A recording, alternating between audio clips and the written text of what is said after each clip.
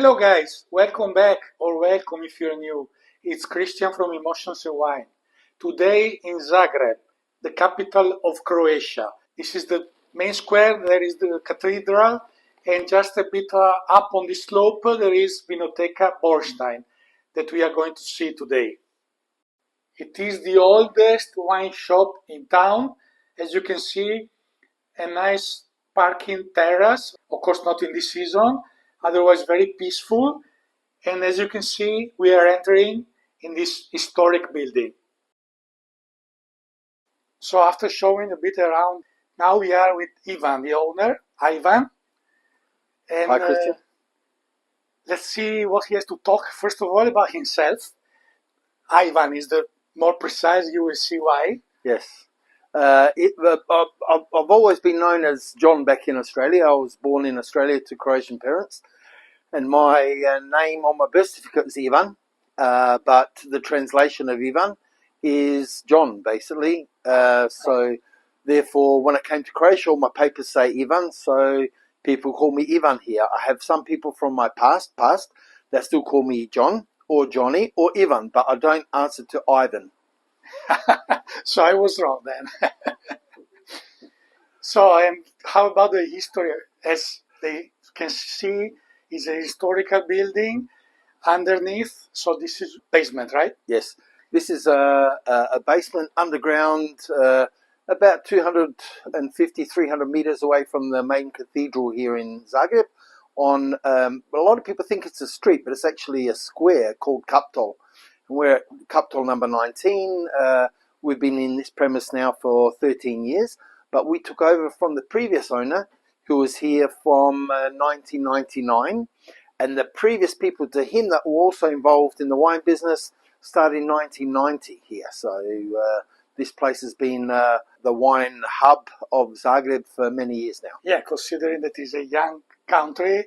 So basically, since it started to be independent, yes, this place is a reference. Yes. And as we can see, a lot of choice, and not only Croatian, but we will talk later about that. Mm-hmm. So 13 years of... Yes, we've been here for 13 years. We came into this premise, it was just a wine shop when we started. So my expertise, because I had a restaurant in Australia, I wanted to be involved in hospitality, and we saw just on the wine side, having a shop, etc., we weren't quite getting the turnover that we were probably needing for the business to work for us. So after 2 years of being here working as a wine shop, doing Christmas gifts and those types of things, we went to turning 2/3 of the premise into a wine bar, and we pushed the wine shop into this space that we're in now. There was an old law in Croatia that didn't allow me in this premise to do wine tastings. And coming from Australia, I want to do everything legal-wise, etc. I didn't want to be breaking any laws. So that's why a main reason why we went into turning this into a wine bar.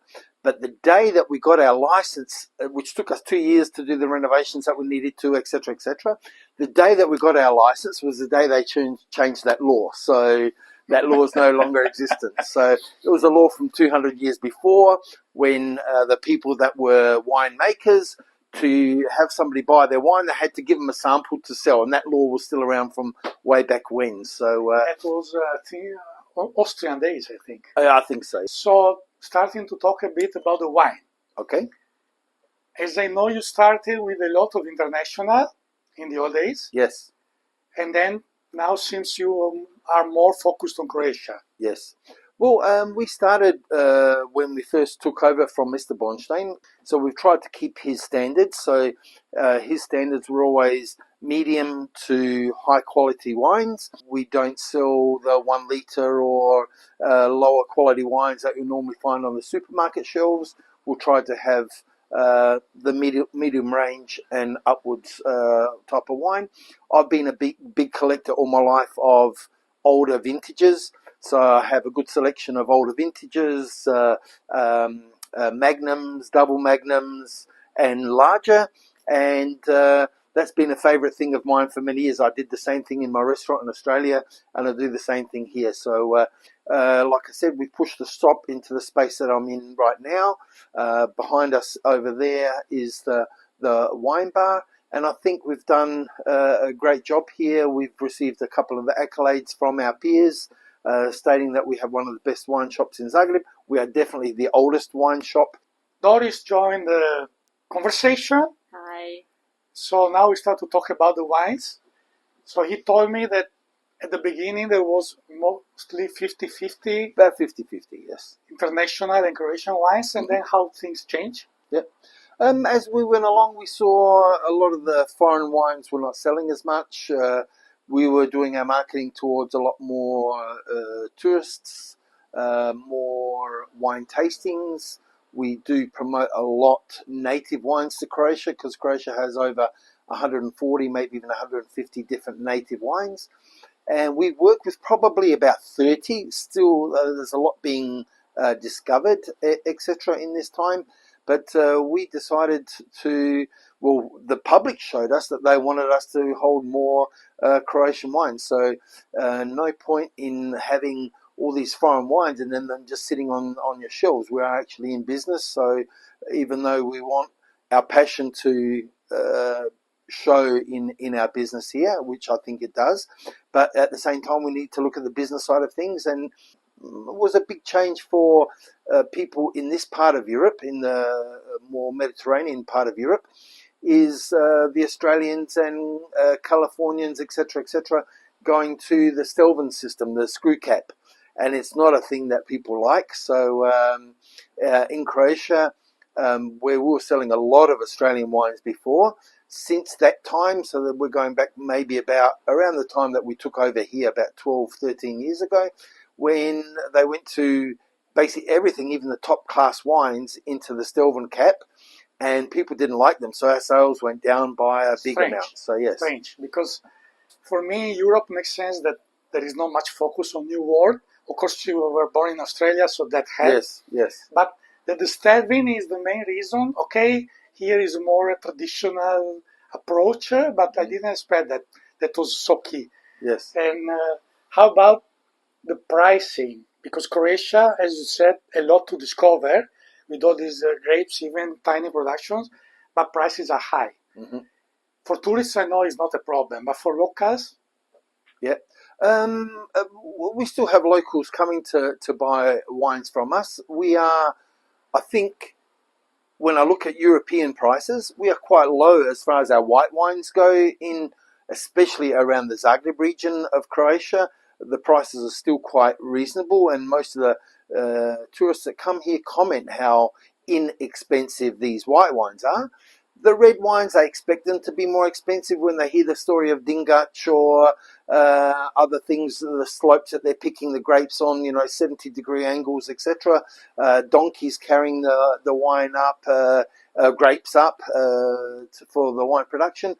I think the pricing is determined by production, what we have here. So our wine production in terms of quantities, the number of bottles what winemakers are producing is not that big.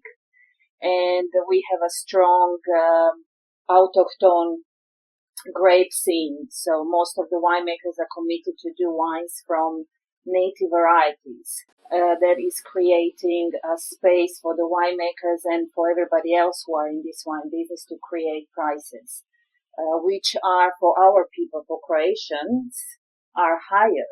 That's why we have quite a bit of big percentage of importing foreign wines. Like Prosecco, yes, and Puglia, and some Spanish, and things like that.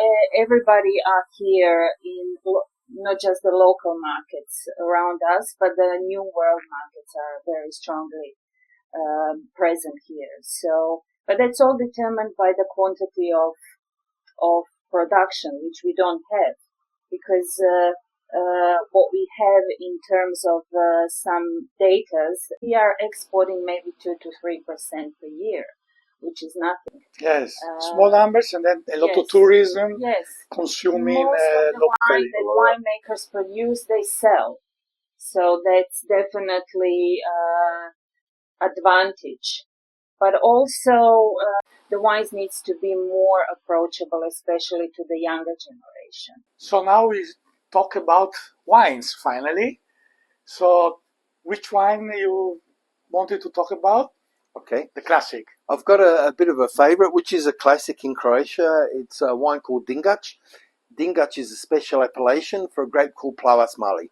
So this is on the peninsula of Pelješac, and a few kilometres before you get to Orebić, there's this. There's two different appellations. One's called Postup, the other one's called Dingac.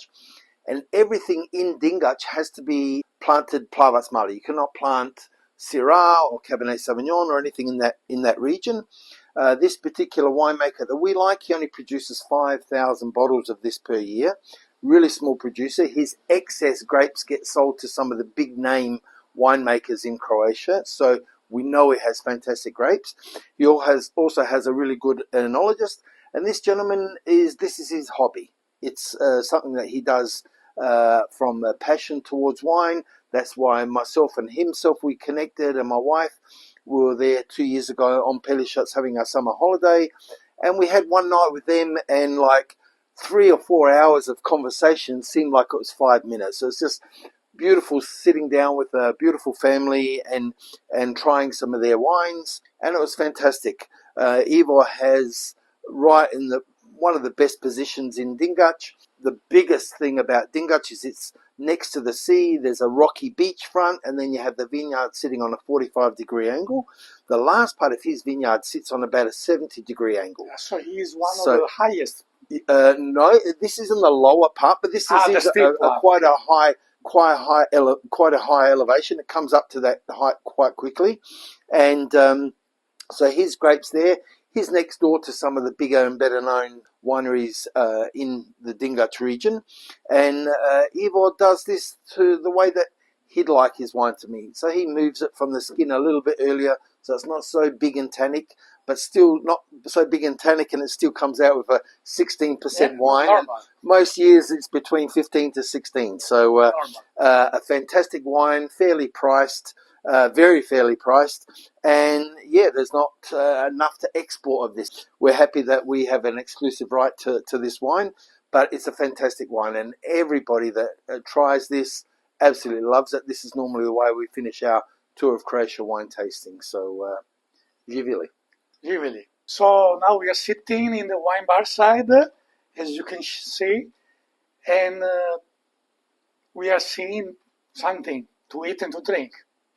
Doris. Yes, this is what we do almost all the time, and this is what we like to do for our guests, definitely. Since we are in a place where lots of foreign people, lots of tourists are coming, they really want to experience something which is very unique to us, and to show them the best way is through presenting our Croatian wines and offering them a Croatian food or snack. So this is what we do all the time when we do, for example, wine tastings, where we present Croatian native varieties. The tastings are always guided. They are very interactive. Most of the people who are coming to visit us, they don't really know that Croatia is a wine region, so our mission is to educate them. Even about cheese. Yes. Prosciutto, yes. I don't think they know much. No, because cheese in Croatia is outstanding. It's expensive, but it's outstanding, especially sheep and goat. Yes. That's what we want to present, and all those cheeses are always on our cheese plates when we do tastings, and especially they love cheese with truffles. Classic. That's something which you have in Istra. Yes, that we do, and it's coming from Istra. Also, we like to present our extra virgin olive oil. Istra is very well known worldwide. Huge heritage also. Known around the world with the extra virgin olive oil. You had also a lot of wine dinners and wine events over the years. Yes. Which we love to do. That's a chance for winemakers to come to us to present in person what they do Yes, of and course. why they do wines, and that's what people expect us to do, to introduce the winemakers and to hear them talk and explain their wines so that they can connect more with wines and with winemakers. We like to connect wines with all kinds of other things like movies and music, because wine is really, it can accompany everything, not just sitting around the table. As I always say, wine is a lot of things. Yes. And first of all, heritage and staying together, Yes. emotions, moments, Yes. so a lot of things. A lot of Yes. things. Besides art, Yes. also in the winemaking, we need to transmit it to the young generation. Yes, that's the goal right now. The most popular wine tasting that we do is definitely Tour of Croatia, which we present 6 wines. We travel with those wines around Croatian regions. And one wine which really always leave people, wow, is this one on the table, even you can tell more This about. is a surprise. Yes, yes, So we spoke about Dalmatia, now instead we are near Zagreb. yes. Exactly. We're heading north of Zagreb about 70 kilometers up to a region called Međimurje. They have a grape called Pušipel. It's from the family of Furmint. So related to Hungary. Yes, related to So Hungary. this is not far from the border, right? Not far from the border, yes. And so that region up there is bordering with Slovenia on one side, on the other side it's Hungary, basically. And yeah, this wine came across us, I think, when we first started working in the wine industry, and we've been promoting Pušipel since. It's media has taken it on the last 2 or 3 years, but we've been promoting this wine for the last 12 years, at least since we've been here, but then even longer because we were in distribution of wines before that. And it was something that would always go really well. As you can see, the bottle is a bit of a different shape to other shaped bottles. This is especially made for the Pušipel grapes. So you cannot put a Sauvignon Blanc or something else like this into the Pušipel bottle. It's just the Pušipels. This is from a winery called 12 Kozel. Tea 12 is the winemaker. And basically, she's one of the wineries of 5, I think, that we hold all their wines on our shelves in our shop here. In this particular wine, you've got the base version, the Pušipel Classic, and this one here is the prestige version that's always picking up accolades. So what I love about this wine is that it is easy to drink and it's got really great acidity, and the acidity helps cut through the oiliness of these cheese plates, meat plates, etc. So there's always at least a case of this in our car when we go on our summer holiday here in Croatia. We take along, obviously, heaps of sausages and cheese along with us, and this is something that I know that it will suit most people when we go down there. So it's normally, if we've got people with us, it disappears in the first day. I can imagine. 12.5 alcohol, so it's very easy to drink. Easy to drink, and it's a really luscious wine. I think this one here is one of my favourites in Croatia. We put this in the Tour of Croatia Deluxe version, so there's 2 different Tour of Croatia type wine tastings that we do, and this is, I think, earned the right to be in the deluxe version. Yeah, very nice, very nice. I did try it for the first time in these days, the Pušipel. I didn't know it before. The name doesn't have anything to do with Poship, as they said, is from the family of Furmint, which is interesting. Probably the acidity is from there. Mm. And then the alcohol level also, that is good also for the drinkability. Yes. And it's a bit particular, this one in particular, because it's a bit different flavors and aromas. Yes. It was in wooden barrels. For the barrels, the winemakers usually use Slavonian oak, which is really mild, and just give a touch. There's also some flowery, I found. What we notice working in this industry in the last couple of decades, that people are enjoying more this kind of versions of these kind of wines, very light, crispy, fresh whites, including the reds with not a lot of alcohol. Rosés are huge in the last couple of decades, and also the sparkling wines. So that's what we notice. Especially summer. Yeah.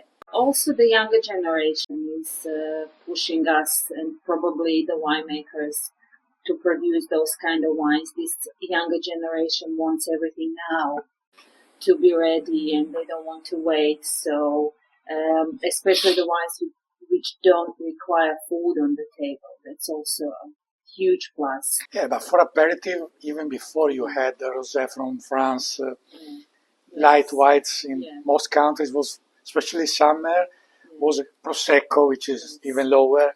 So that is normal.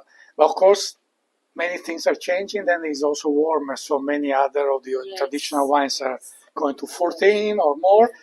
For aperitif, of course, that 2 glasses empty stomach, you're already a bit dizzy. So makes sense. Yes.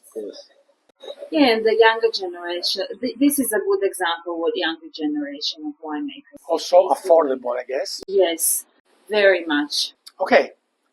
Thank you very much. You're Živeli. welcome. And now, guys, we will enjoy the platter. Živeli. Like, subscribe, comment, please. See you next time, and salute.